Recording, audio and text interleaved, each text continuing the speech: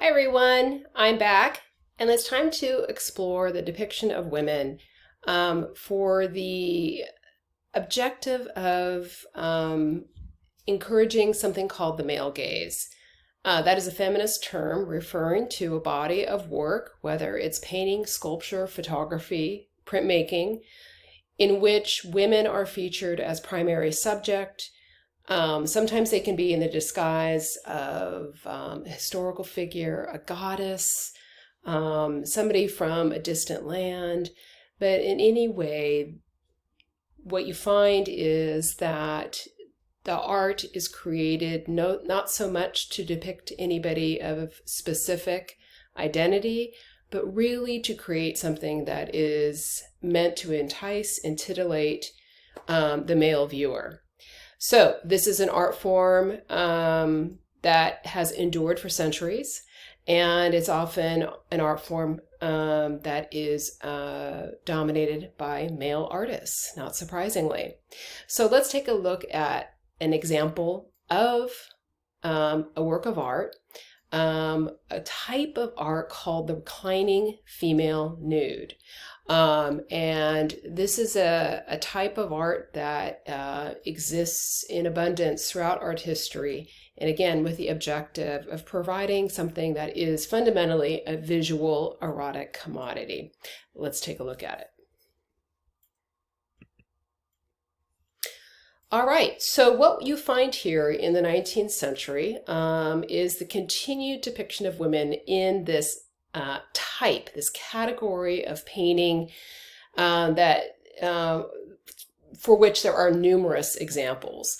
This reclining female nude. They're easy to find, easy to recognize because they show a mostly nude female laid out or reclining on some kind of a bed, a sofa, velvety turf of grass, that kind of thing.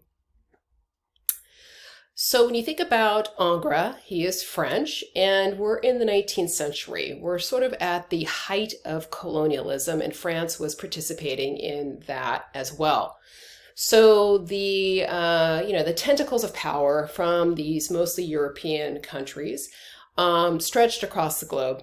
And what you find as these powers are looking for resources and ways to control the population and get their claws into the riches of these distant places, is that the people back at home are reading the newspapers and hearing about these distant lands and places that seem so different, so unusual to their European lifestyle, in this case French.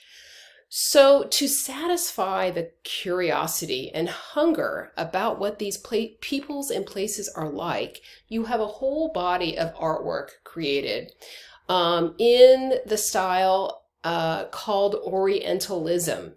It's a focus on the depiction of these distant peoples and places, but not from an indigenous perspective at all. This is purely from the perspective of the European artist who is essentially participating in colonial domination, but through artistic means, meaning that person, that artist, is controlling the message of what you're looking at. And if it comes to a male artist, you're finding that a male artist is presenting content just enough to satisfy your curiosity for the exotic, but let's not forget, he's also satisfying your desire, if you are a male viewer of art in particular, for the erotic. So that is the case with Grand Odalisque, painted in 1814 by Ingres.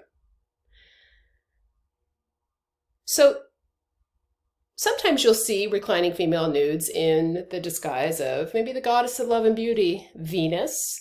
She was often in classical art depicted in the nude, so it seems to be a justified excuse to show a figure in the nude. In this case, what Ingres is doing is he is presenting an odalisque, which the viewer reading the title in the 19th century would understand to translate to be a Turkish harem girl.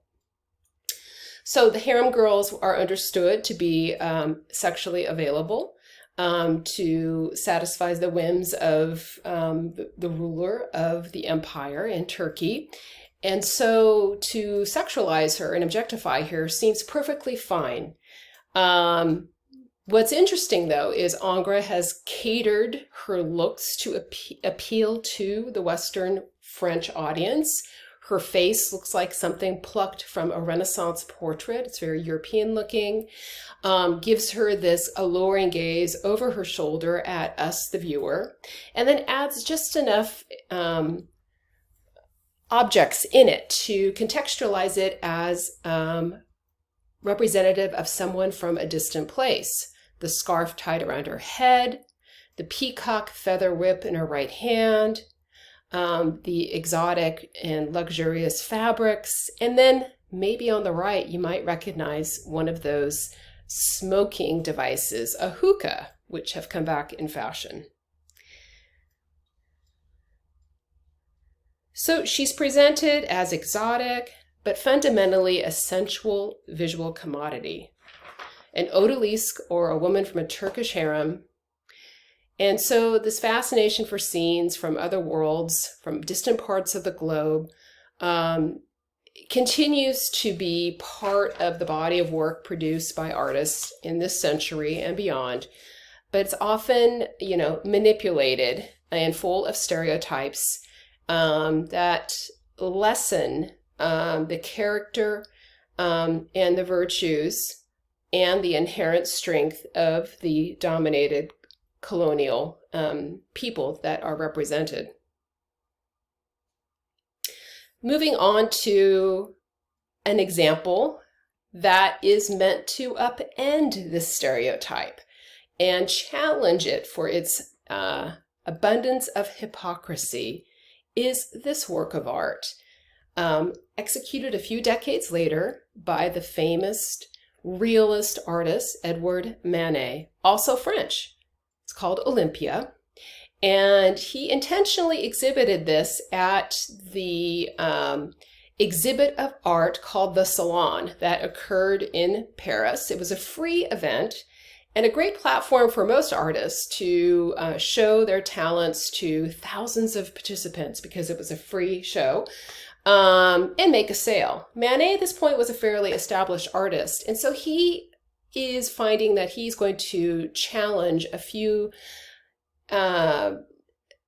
things about the art world and also the hypocrisy of Parisians as well. So what you find at first glance is, oh yeah, looky there. That's a reclining female nude. We find a female presented mostly in the nude, other than a few bangles and slippers on her feet, presented very similarly from head to toe on a bed. What is interesting about this piece, and what would have been extremely buzzworthy at the time, is that the viewer would look at this particular painting and think, well, this is strange to have such a straightforward depiction of a woman who looks very French, especially with that little bow tied around her neck, which was a very trending fashion detail from mid-19th century France. She's not in a disguise of perhaps a goddess like Venus. She's not exoticized like the Grand Odalisque, making her seem like a woman with looser morals from a distant place in a distant land, so different than us virtuous French citizens. Instead, Manet is upending that use of the reclining female nude, and not meant to titillate the viewer at all, but to call out the hypocrisy of virtues and values in France. So Olympia, as the viewer would read, would be understood to be a code word for a French prostitute. So that would immediately illuminate and open the eyes why she's presented so nude. She is being brought a gigantic bouquet of flowers by a client of hers, so she is a wealthy courtesan. And with that bold stare out at the viewer, it's Manet's way of her perhaps meeting the eyes of some of her clients in Paris. underscoring that indeed a lifestyle of vice exists in Paris, and to assume that people from distant places and far-off lands are the ones that have a less Christian, less rigidly moral lifestyle, that they are inferior to Europeans, is just bull. And that is the purpose of Edward Manet's Olympia.